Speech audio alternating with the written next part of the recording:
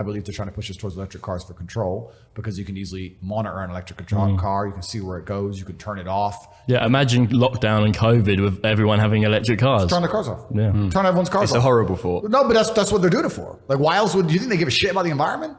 It's kind of amazing to me anyone buys any of this crap. They sit here and they talk about global warming, and then there's obviously the hypocrisy of flying around on jets, etc. But that's not even the true thing that shows you they're lying. The thing that shows you they're lying is the second they manage to launder enough money from the people and steal hundreds of millions of dollars, they go and buy beachfront property. All of them are sitting on beachfront houses. I thought they were scared of the rising sea levels. Exactly that. Now they don't give a shit because it's them. Oh no, let's buy a house right here, right next to the ocean. So they don't care about the environment. None of them do. And anything they do, there's Trojan horses in life. They're going to come along with something like green environmentalism. They're going to Trojan horse it with control, which is what every government ever wants. If you oppose it, you look like a psychopath, because who doesn't love the nature and who doesn't love the world, right? But truthfully, if you look at all the agendas inside of it, it's about more control. And that's the garbage that goes along with it. And like you said, lockdown, it would have been very easy. I'll give you another example. Imagine there's a protest. Imagine people finally have enough and they get fed up and there's a protest, and you start trying to drive towards the protest to join in to exercise your democratic right. You just turn your car off. Now what are you gonna do, walk?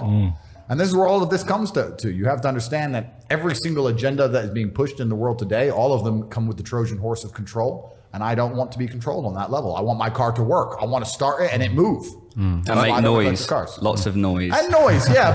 But I want, an electric car just doesn't feel like it's mine. I think there's definitely going to be a case that they're going to give speed limits, and that will be controlled for electric cars without a doubt. And at the moment, of course, none of us break the speed limit, but if we wanted to, of course, we can as an individual do that. Yep. So I think certainly limits will come on like that, don't you? Yeah, well, it's the never-ending argument, right, of safety versus freedom, because when you talk about making somebody safe, the only way you can do that is to remove their freedom. So this is what they do. They say, humans crash cars, humans can't be trusted, we're going to put this limit in place for your safety. And they're right, it is more safe, but then your freedom is eroded, and then you have to trust the people who are taking your freedom away to never abuse their power. And anybody who's read a history book and understands human nature knows that power is always going to be abused.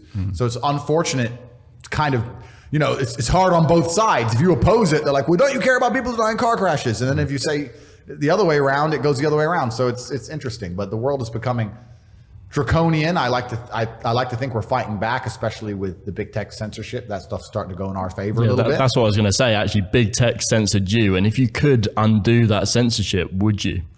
I think they failed. How am I censored?